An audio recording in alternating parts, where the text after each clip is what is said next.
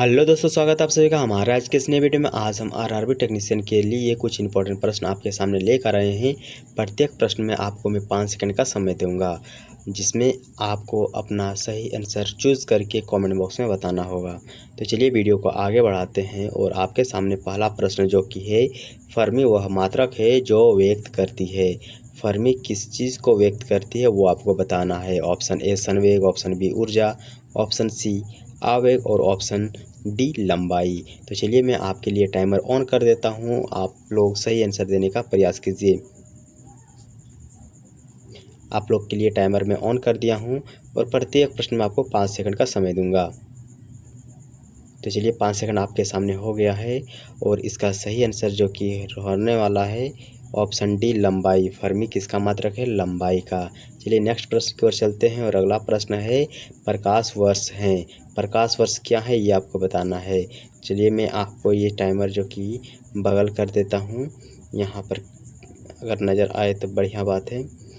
तो देखिए जो प्रकाश वर्ष है वो किसका मात्रक है आपको बताना है। टाइमर मैं आपके लिए ऑन कर देता हूँ। चलिए इसका जो कि सही आंसर आपको बताना है क्या होने वाला है। तो इसका सही आंसर ऑप्शन ए रहेगा। वह दूरी जो प्रकाश एक वर्ष में तय करती है, इसको हम क्या कहते हैं? प्रकाश वर्ष कहते हैं। तो ये एक दूरी का जो कि मात्रक होता है। नेक्स्ट प्रश्न की ओर चलते हैं और अगला प्रश्न आपके सामने प्रकाश वर्ष मात्रक है यानी इकाई है, ये आपको बताना है। Timer on. चलिए तो ऑप्शन ए समय का, ऑप्शन बी प्रकाश की तीव्रता का, ऑप्शन डी दूरी का, ऑप्शन डी प्रकाश वेग का। तो गाइस इसका सही आंसर क्या होने वाला है आप बताइए। तो जो प्रकाश वर्ष है ये दूरी का इकाई है।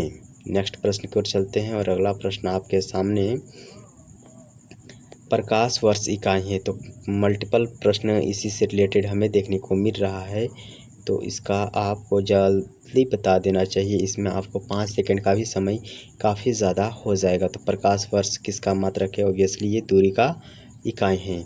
नेक्स्ट प्रश्न जो कि आपके सामने नज़र आ रहा है प्रकाश वर्ष, फिर उसी प्रकार का प्रश्न आ गया है प्रकाश वर्ष से रिलेटेड। तो इसका भी अगेन प्रश्न होने वाला है ऑप्शन बी। जो एक वर्ष में प्रकाश द्वारा तय की जाने वाली दूरी को हम क्या कहते हैं? प्रकाश वर्ष कहते हैं। अगला प्रश्न समय इकाई निम्नलिखित में से कौन सी नहीं है, कि समय की इकाई निम्नलिखित में से कौन सी नहीं है। तो समय हम दिन, वर्ष, प्रकाश वर्ष और घंटा।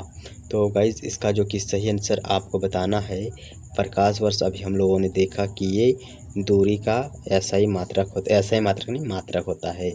दूरी का ऐसा ही मात्रक क्या होता है ये आप बताइए। कि दूरी का जो ऐसा ही मात्रक होता है वो होता है मीटर होता है। क्या होता है? मीटर होता है, जिसे हम एम से डिनोट करते हैं। अगला प्रश्न आपके सामने कि भूकंप की तीव्रता की माप की जाती है, किससे मापा जाता है भूकंप की तीव्रता, ये आपको बताना है। 5 सेकंड का समय आपको मैं दे रहा हूँ। तो गाइज इसका जो कि सही आंसर होने वाला है रिएक्टर पैमाने पर। नेक्स्ट प्रश्न की ओर चलते हैं। अगला प्रश्न है निम्नलिखित में से कौन सी राशि रिएक्टर पैमाने पर मापी जाती है। ऑप्शन आपके सामने नज़र आ रहा होगा, कमेंट में जवाब दीजिएगा। तो गाइज इसका जो कि सही आंसर ऑप्शन सी रहेगा। भूकंप की तीव्रता के लिए मापते हैं हम, रिएक्टर पैमाने का यूज़ करते हैं। ओके। अगला प्रश्न जो पार्सेक है ये इकाई है किसका, ये आपको बताना है।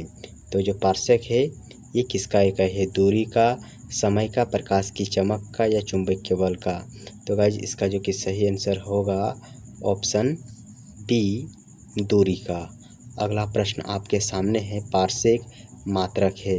अभी हमने इसी प्रकार के एक प्रश्न किया जिसमें हमने देखा कि जो पार्सेक है ये दूरी का मात्रक है। नेक्स्ट प्रश्न की ओर चलते हैं। आज हम मल्टीपल प्रश्न लेकर आए हैं ताकि आपको समझने में और याद करने में आसानी होगी। एक नैनोमीटर बराबर होता है ये आपको बताना है। चलिए टाइमर ऑन है आपके सामने और इसका जो कि सही आंसर क्या होगा आपको बताना है कि 1 नैनोमीटर बराबर होता है। टाइम ओवर हो गया है और इसका सही आंसर क्या होगा? ऑप्शन ए होगा 10 सेंटीमीटर। ओके। नेक्स्ट प्रश्न की ओर चलते हैं और आपके आपके सामने अगला प्रश्न है, प्रकाश वर्ष निम्नलिखित में से किसकी इकाई है। इसके लिए मैं आपको टाइमर नहीं दूंगा क्योंकि इस प्रकार के प्रश्न अभी हम लोगों ने काफ़ी कर लिया हूँ।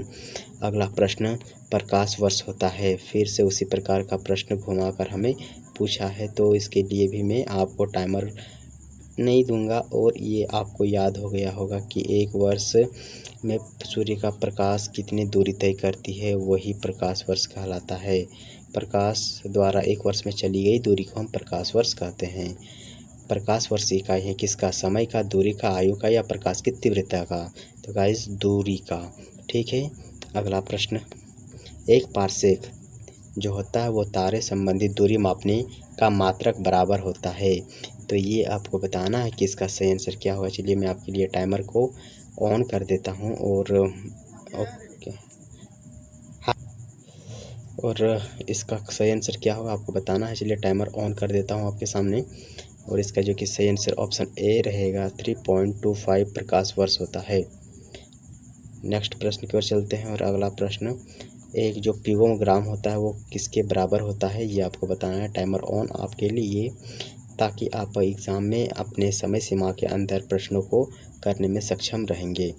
टाइमर ऑन एंड ओवर भी हो गया है। 5 सेकंड काफ़ी ज़्यादा हो जाता है जीके के प्रश्न के लिए। मैथ अगर होता तो ये आपके लिए बहुत ही कम होता। तो एक जो पिकोग्राम होता है ये कितना होता है, मैं टाइमर को थोड़ा सा बगल कर देता हूँ, और इसका जो कि सही आंसर होगा 10⁻⁻12 ग्राम। ओके, नेक्स्ट प्रश्न की ओर चलते हैं। एक माइक्रो जो कौन होता है वो बराबर होता है, ये आपको बताना है कितना होता है, ठीक है। तो ये इस प्रकार के प्रश्न हमें काफ़ी ज़्यादा देखने को मिलता है वनडे एग्ज़ाम में।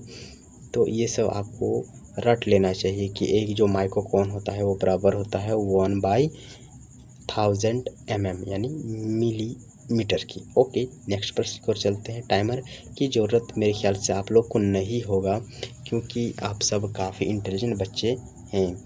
जो 1 किलोग्राम दूरी होता है उसका तात्पर्य क्या होता है। तो 1 किलोमीटर होता है तो 100 सेंटीमीटर होता है या 100 मीटर होता है, ये आपको कमेंट में बताना है क्योंकि ये बहुत ही इजी प्रश्न है। ओके, तो ये आपको कमेंट बॉक्स में बताना है गाइज।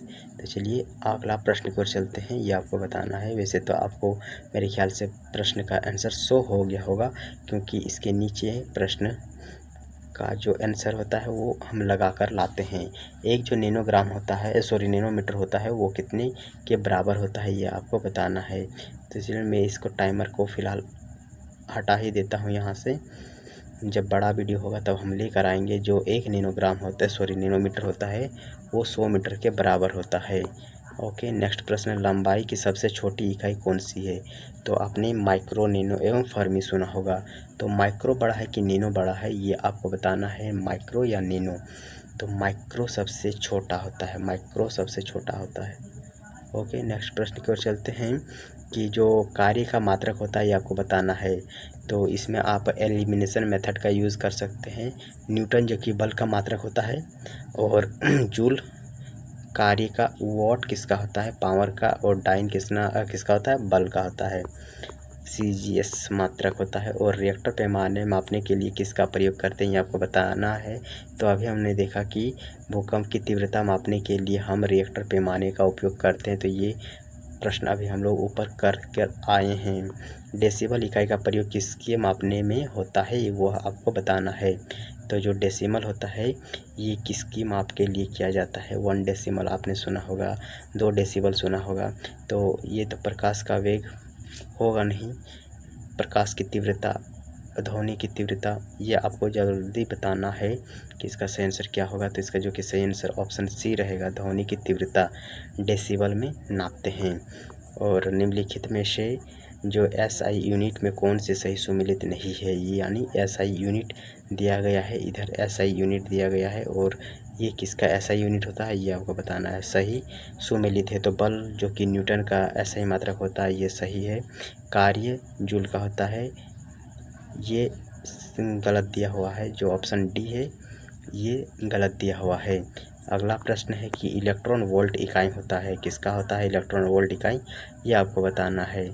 तो इलेक्ट्रॉन वोल्ट जो होता है वो विभवांतर का होता है, शक्ति का होता है, ऊर्जा का, या फिर इलेक्ट्रॉन के आवेश का, ये आपको बताना है गाइस। तो ये काफ़ी कॉमन प्रश्न है और अक्सर एग्ज़ाम में पूछा भी जाता है। तो इलेक्ट्रॉन वोल्ट जो होता है वो ऊर्जा की इकाई होता है। अगला प्रश्न है कि माप की कौन सी इकाई को 0.39 से गुणा करने पर इंच प्राप्त होता है, ये आपको बताना है। मेरे ख्याल से ये प्रश्न आपके लिए काफ़ी कठिन हो जाता है, तो इसको मैं थोड़ा और चलिए अब सही है आपके लिए। तो बोल रहा है कि माप की कौन सी इकाई को 0.39 से गुणा करने पर इंच प्राप्त होता है, तो सेंटीमीटर प्राप्त होता है। क्या? सेंटीमीटर। ओके, नेक्स्ट प्रश्न, और ये सेकंड लास्ट प्रश्न है, निम्नलिखित में से कौन सी राशि सदिश है। तो इसका ट्रिक मैं पहले ही बता चुका हूँ। अगर आप हमारे चैनल के परमानेंट मेंबर हैं तो ऑब्वियसली आपको ये ट्रिक याद हो गया होगा कि जिस शब्द के अंदर हमें ब या फिर व देखने को मिलता है वो सदिश राशि होता है। तो यहाँ पर आपको नज़र आ रहा होगा कि इसमें व है, तो ये एक सदिश राशि है। ये क्या है? एक सदिश राशि है। हमें सदिश राशि पूछा था। और आज का जो कि लास्ट प्रश्न आपके सामने है, यांत्रिक ऊर्जा की एसआई इकाई क्या है, ये आपको बताना है। जो यांत्रिक ऊर्जा होता है उसका एसआई यूनिट पूछा है, तो इसका सही आंसर जूल होगा। और अभी हम लोगों ने जो आरआरबी टेक्नीशियन में 25 जीके के प्रश्न पूछे जाएंगे वो हमने 25 प्रश्न कर लिया हूँ। और ये एक मॉक टेस्ट था, इसीलिए आपको बताना कि आपने 25 में से कितने प्रश्नों को सही किया। आई होप कि आपको ये वीडियो पसंद आया है, और अगर सही लगा तो गाइस चैनल को सब्सक्राइब करके फ्रेंड के साथ शेयर कीजिएगा, क्योंकि हमारे जो इस चैनल में वीडियो अपलोड कर रहा हूँ काफ़ी कम वॉच टाइम और सब्सक्राइबर है। इसीलिए आपसे निवेदन है कि कृपया करके चैनल को सब्सक्राइब एवं वॉच टाइम को कंप्लीट कराने के लिए फ्रेंड सर्कल में ज़रूर शेयर कीजिएगा। मिलते हैं कल और एक नए वीडियो के साथ, तब तक के लिए बाय बाय।